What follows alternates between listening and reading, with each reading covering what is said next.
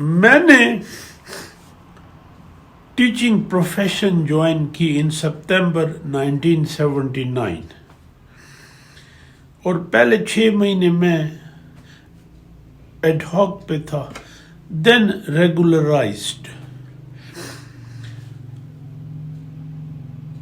79 80 81 82 میں تک I thought I am a very learned man or I am very knowledgeable. Now by the end of the day، اب retire ہوئے بھی ہمیں 10 سال ہو گئے، I believe کہ knowledge is a sea and I am trying to do ablution at the shore. Knowledge has no frontiers, and more you go into it, more you learn. The knowledge is too vast. لیکن اس میں جو main role ہے I believe وہ یہ اس کا ہے، mobile net. Honestly یہ net اور موبائل کے آنے کے بعد knowledge has become so quick, so vast and so accessible جو پہلے نہیں تھا۔ اب پاکستانی یونیورسٹیز تو نہ ان کی لائبریری اتنی رچ تھی اور نہ وہاں کوئی مائکرو فلم پرانے اخبار ہوتے تھے یا نہ وہاں جرنلز تھے، ان لائک ویسٹ۔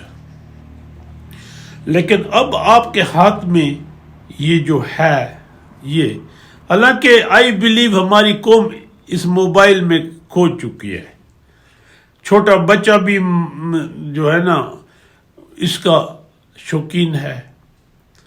میں خود I always say I can live without my family, without my wife, but not without this. اور ٹریفک والا کھڑا ہے وہ بھی اسی پہ غرق ہے۔ اس دن میں نے دیکھا کہ موٹر سائیکل پہ آگے بچہ بٹھایا تھا، پیچھے وائف تھی، وہ وائف بھی موبائل دیکھ رہی ہے اور وہ موٹر سائیکل چلا رہا ہے، موبائل پکڑا ہوا ہے اس نے۔ تو یہ ہے، اچھی چیز ہے، بری چیز ہے، لیکن اس کی ایک چیز میں آپ کو بتاؤں کہ یہ انگوٹھے کے انڈر یور تھم، یہ ایک نالج کا خزانہ ہے۔ اچھی چیزیں بری چیزیں سب ہے اس میں۔ فار ایگزامپل میں آپ کو بتاؤں، میں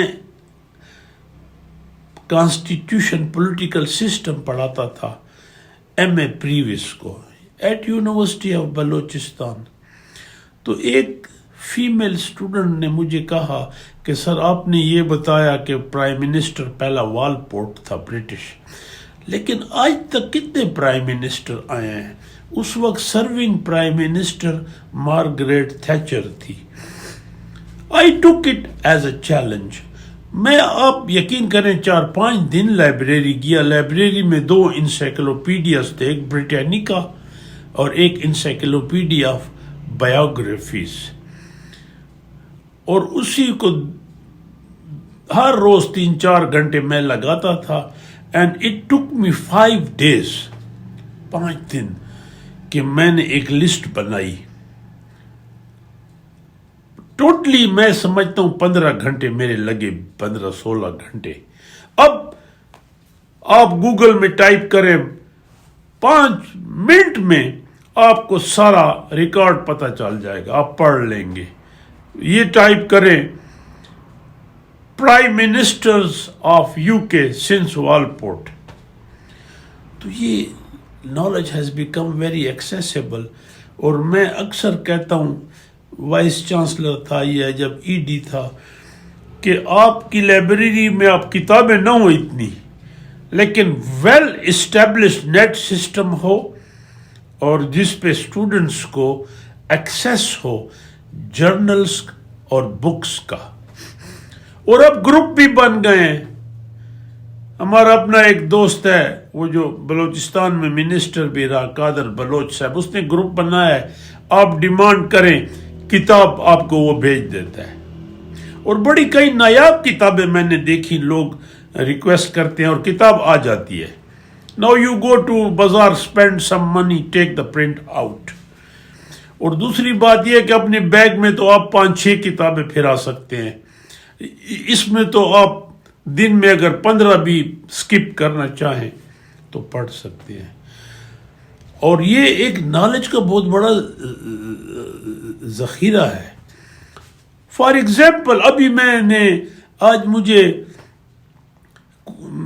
میں نے دیکھنا چاہا کہ یہ جب ہارورڈ بن رہا تھا 1636 میں، تو مغل بادشاہ کیا کر رہے تھے. 1636 میں جان ہارورڈ جو کلرجی مین تھا، پادری تھا، اس نے ہارورڈ ایک انسٹیٹیوشن بنایا تھا، اولڈسٹ ان یو ایس. اور اس وقت مغل بادشاہ یہاں شاہ جہان تھا. تو میں یہ کمپیریزن کرنا چاہتا تھا کہ تاج محل کو کتنا عرصہ لگا اور ہارورڈ 2.5 سال میں بن گئی بلڈنگ، سب کچھ 2.5 سے 3 سال. اس کو 13 سال لگے تاج محل کو، جو کہ بادشاہ نے اپنی ملکہ کی یاد میں، ممتاز محل کی یاد میں بنایا. اب یہ جو سارا پروسیس ہے، it took me mostly 10 minutes کہ ہارورڈ کا بنانا اس دور میں. اور یہاں تو گوگل میں ٹائپ کیا کہ ہو واز مغل کنگ ان 1636، جب ہارورڈ بن رہی تھی. وہ کہتے ہیں نا، جب ہارورڈ، کیمبرج، آکسفورڈ بن رہی تھی، ہمارے بادشاہ 12 دریاں اور کنیزوں کے ناچنے کے اور انارکلی اور ان چکروں میں تھے.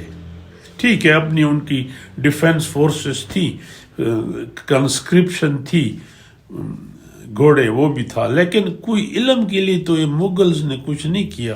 ورنہ اگر بڑی بڑی درسگاہیں بناتے، اور جو بغداد میں بڑی بڑی درسگاہیں تھیں وہ بھی برنڈ آؤٹ. تو یہ بہت بڑا مطلب ہے، ایک بہت بڑا نالج کا ذخیرہ ہے یہ نیٹ. اور میری یہ ریکویسٹ ہے کہ بڑی آپ کوشش کریں کہ اس پہ آپ کنسٹرکٹیو، جو جتنا نالج گین کر سکتے ہیں، کتنا کنسٹرکٹیو علم حاصل کر سکیں. ڈسٹرکٹیو بھی ہے مطلب ہے. سو وش یو گڈ لک.